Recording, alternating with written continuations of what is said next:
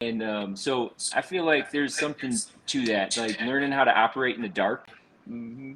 No, in firefighting, we would have to actually, my chief, Ken Howe, who's an awesome guy. He's the guy we pulled out of a fire. He was half dead. He was like this close to being gone. The only thing left was his hearing.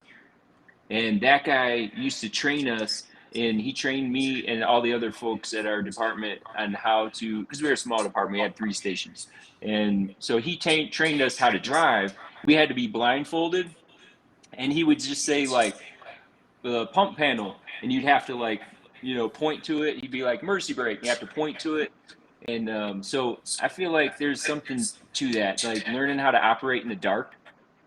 Can I just interrupt for 1 second so we don't get sued? We did not have you driving when you were doing this, so anybody that was thinking, "Oh, this is a great idea," Yeah, no driving.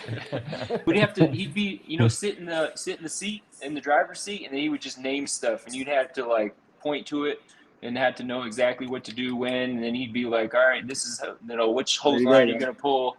What kind of pressure do you need? Here's the elevation." You had to figure it out, like, so it became like in your system, so you could do it when you were asleep. Really, you could do it in the dark. You could do it if you couldn't sleep. And that's kind of how we roll in this podcast too. Like, we don't have this all figured out, and we're just kind of doing it. And we are in the dark in a lot of ways, but we're going to shine some light in some very dark places.